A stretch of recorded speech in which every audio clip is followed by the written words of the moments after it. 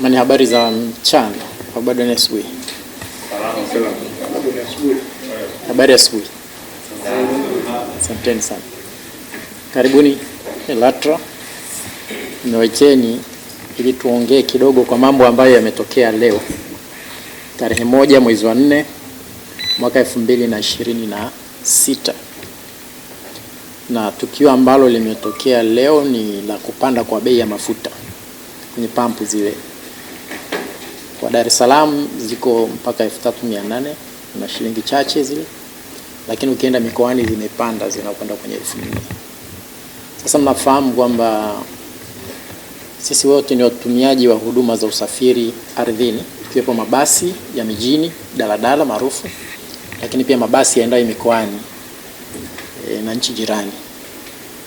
Kwa hiyo kutokana na hali hii, mdhibiti ambaye ni mamlaka ya udhibiti usafiri ardhini ana jukumu la kutoa mwongozo na kuwataka wasafirishaji wawe tulivu.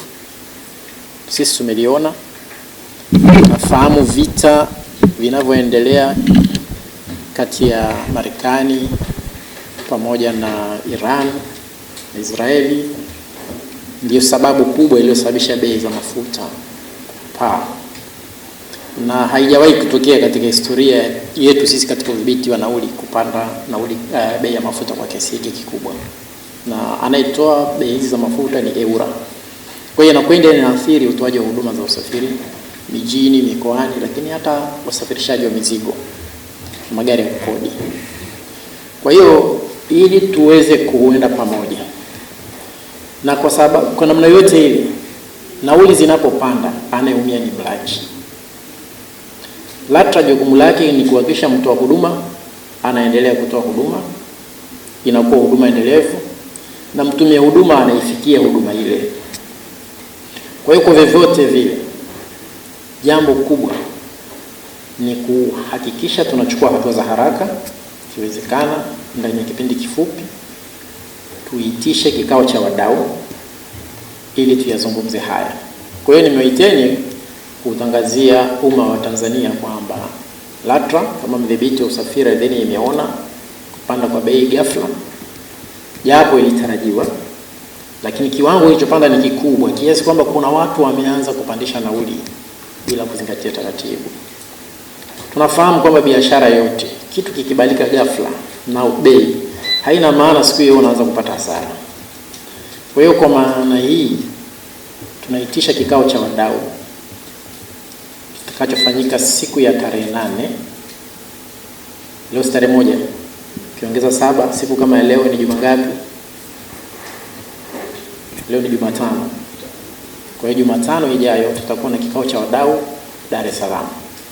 Kikao hiki kitakuwa live. Kwa hiyo wale ambao hawataweza kuja Dar es Salaam watakuwa wanafuatilia kwenye mitandao ya kijamii, tutakuwa live, na wanaweza wakatoa maoni yao kupitia LATRA Online TV.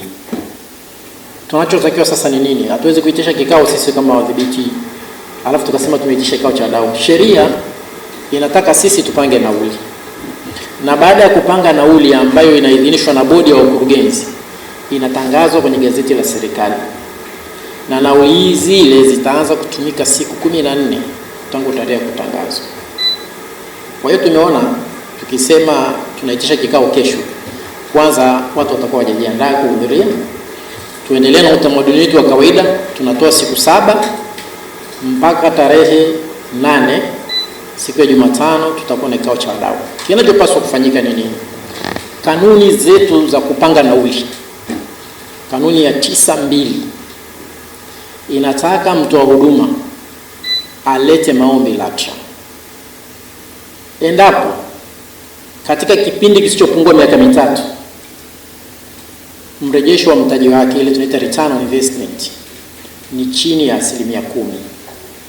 Kwa hiyo watoa huduma hawa wasafirishaji, kama wakati ule mnakumbuka walikuwepo wasafirishaji wakatoa hoja, waje waonyeshe kwamba kwa bei hii kupanda ya mafuta, our return on investment, yaani mrejesho wetu wa mtaji tuliowekeza upo chini ya 10% kwa sasa.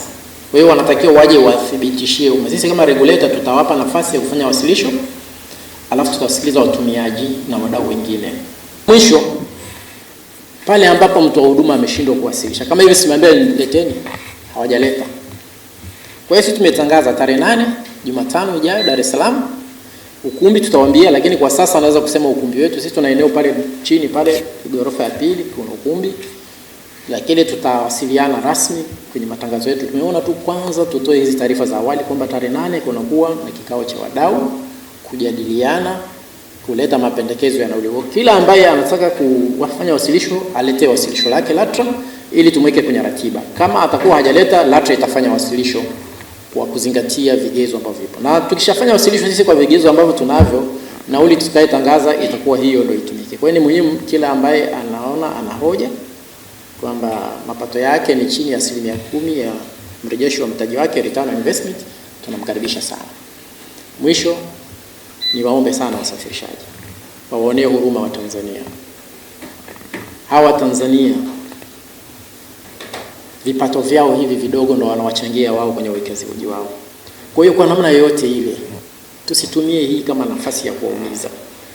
Hata kwa imani zetu ni dhambi kutumia shida za watu kujipatia. Hata Mungu anaweza asikupe baraka kwenye hiyo biashara. Lakini mtu ambaye atakuwa moyo kwenye charity bila kuathiri uwekezaji wake, angalau break even. Katika hiki kipindi cha mpito tunawasihi sana msiongeze nauli bila idhini ya mamlaka. Na sisi hatutasita kuchukua hatua kali kwa sababu umekwenda kinyume na sheria. Kwa hiyo tunakuombeeni sana sana wasafirishaji. Tukae kama nilivyoeleza hapa mwanzo, hatuna migogoro sisi na wasafirishaji, tunazungumza. Kwa hiyo tukae tuzungumze mezani, tuone namna gani tunavuka katika hali hii, na hatujui mwezi ujao itakuwaje. Kwa hiyo lazima tuwe pamoja, tuwe karibu. Hili ni janga la dunia sasa hivi. Asanteni sana kwa kusikiliza.